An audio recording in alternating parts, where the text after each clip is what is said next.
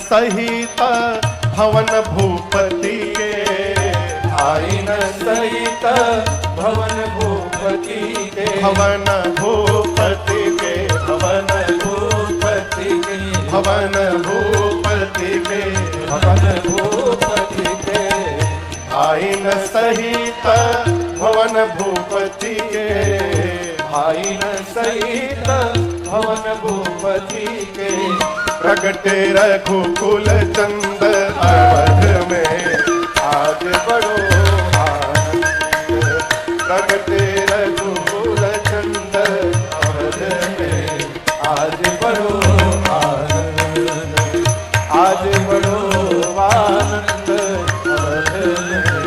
आज बड़ो आनंद।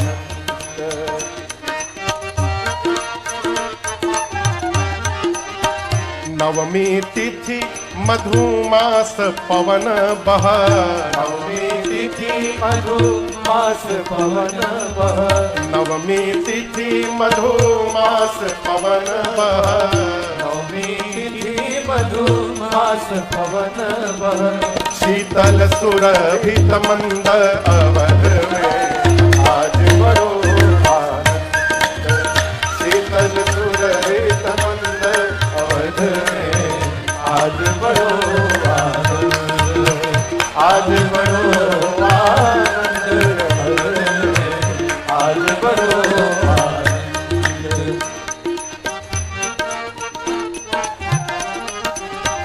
मध्य दिवस विश्राम काल में, मध्य दिवस विश्राम काल में, मध्य दिवस विश्राम काल में, मध्य दिवस विश्राम काल में, आए आनंद कंद अवध में आज बड़ो आनंद, आए आनंद कंद अवध में आज बड़ो आनंद, आज बड़ो आनंद अवध में आज बड़ो आनंद।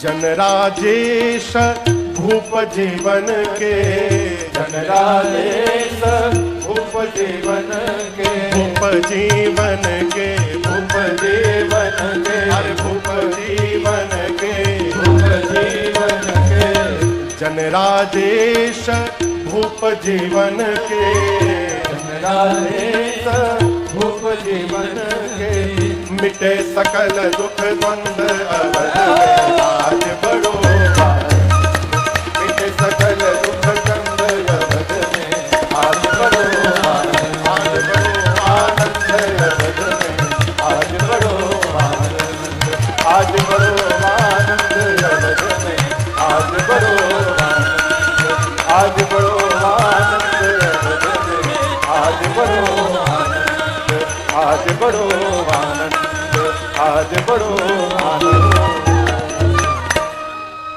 बोलिए रामलला सरकार की। अरे आज बड़ो आनंद परानुपुर में, आज बड़ो आनंद।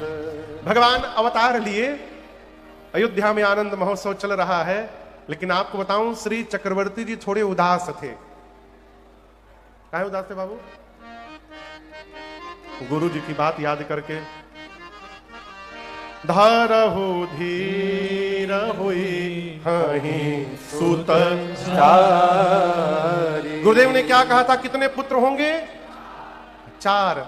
अभी खाली राम जी आए हैं। चक्रवर्ती जी मन में सोच रहे हैं गुरु जी की बात असत्य हो नहीं सकती, यदि 4 आने वाले हैं तो बाद के 3 काहे नहीं आ रहे। इसको लेकर थोड़े उदास थे। तब तक एक दासी ने आकर के कहा, महाराज कय कय सुता सुमित्रा दो, कय कय सुता सुमित्रा दो, सुंदर सुत जनमत भय हो, सुंदर सुत जनमत भय हो। वह सुख संपत्ति समय समाजा, वह सुख संपत्ति समय समाजा, कहीं न सके सारद अहि राजा, कहीं न सके भारत अहि राजा, कहीं न सके भारत अहि राजा। महाराज चिंतित थे। तब तक कौशल्या मैया के बाद कैकेयी मैया ने एक पुत्र को और मां सुमित्रा ने 2 पुत्रों को जन्म दे दिया। दासियां दौड़ कर गई चक्रवर्ती जी के पास, जाकर बोली महाराज बधाई हो, बधाई हो, बधाई हो महाराज, बधाई हो। कोई ने बधाई हो क्यों बोलते नहीं थे? बधाई हो, बधाई हो। कहां क्यों बोला था? बधाई हो, बधाई हो। देखिए धीरे बोले तो जोर से बोले। महाराज बोले कौन बात के बधाई, जल्दी बताओ। दासी बोली ऐसे नहीं बताऊंगी। महाराज बोले कैसे बताइबू? दासी कहती है राजा जी खजनवा दे दो,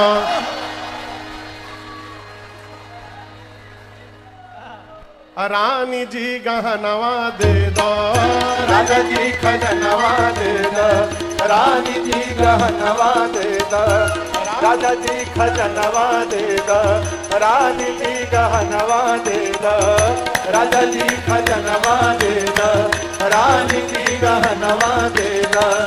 बाजीना मजीरा ऐसे हीरा रतनवा दे दो, राजा जी खजनवा दे दो, रानी जी गहनवा दे दो, राजा जी खजनवा दे दो, रानी जी गहनवा दे दो। बाजीना मजीरा ऐसे हीरा रतनवा दे दो, राजा जी खजनवा दे दो, रानी जी गहनवा दे दो, राजा जी खजनवा दे दो, रानी जी गहनवा दे दो।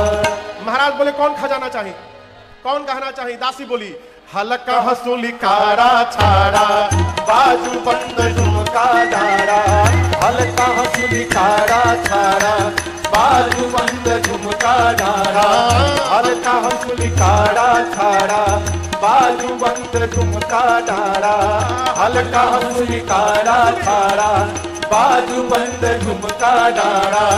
यह यार मनवा अपनी कण के आए रनवा दे दा, राजा जी खजनवा दे दो, रानी जी गहनवा दे दो, राजा जी खजनवा दे दो, रानी जी गहनवा दे दो।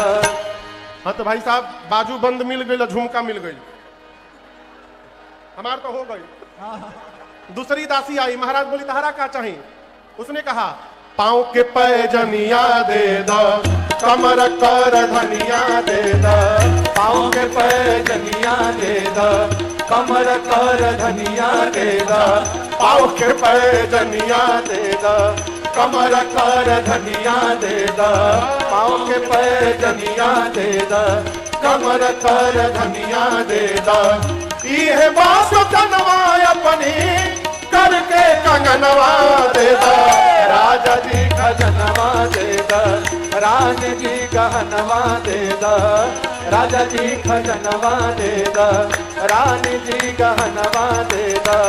यह बास कनवा अपनी करके कंगनवा दे दो, राजा जी खजनवा दे दो, रानी जी गहनवा दे दो, राजा जी खजनवा दे दो, रानी जी गहनवा दे दो। हमको मिल गया भाई, देखिए कंगना भी मिल गया और कमर का करधनी भी मिल गया।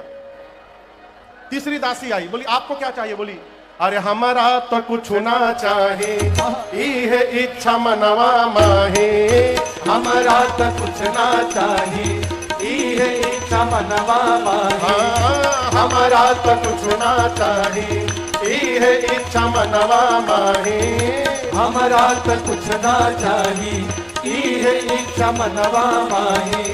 ये बास पनवा अपनी गोदी के ललनवा दे दो, राजा जी खजनवा दे दो, रानी जी गहनवा दे दो, राजा जी खजनवा दे दो, रानी जी गहनवा दे दो।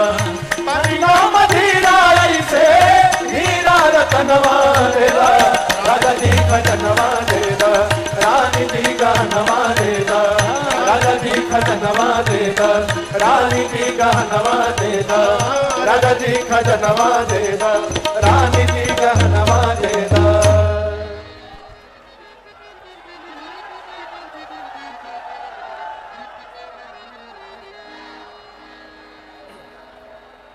बैठिए बैठिए बैठिए बैठिए बैठिए।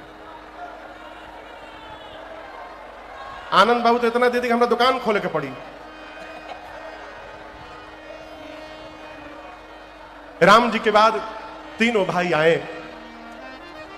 पूज्यपाद गोस्वामी तुलसीदास जी कहते हैं भगवान के अवतार के बाद चारों भाइयों के आने के बाद श्री अवध में वह सुख संपत्ति समाय समाजा, कहीं ना सकई शारद अहिराजा। पूज्यपाद गोस्वामी तुलसीदास जी कहते हैं कि अवध में चारों भाइयों के अवतार लेने के बाद अयोध्या वासियों को जो सुख मिला, जो संपत्ति मिली और जिस समय और समाज का दर्शन प्राप्त हुआ, इन चारों के विषय में सरस्वती जी एवं शेष नारायण भी कहने में सक्षम नहीं है। आनंद बाबू, जीवन का वास्तविक आनंद वही है जिसको बताया न जा सके। यदि आप बता पा रहे हैं तो वो फिर मिला ही नहीं है। क्यों? आनंद को समुद्र कहा गया। भगवान का स्वरूप है आनंद। जो आनंद सिंधु सुखराशि, आनंद के साथ नदी नहीं जोड़ा गया, आनंद के साथ तालाब नहीं जोड़ा गया। क्या जोड़ा गया? सिंधु, समुद्र। और समुद्र का कोई अता पता नहीं है।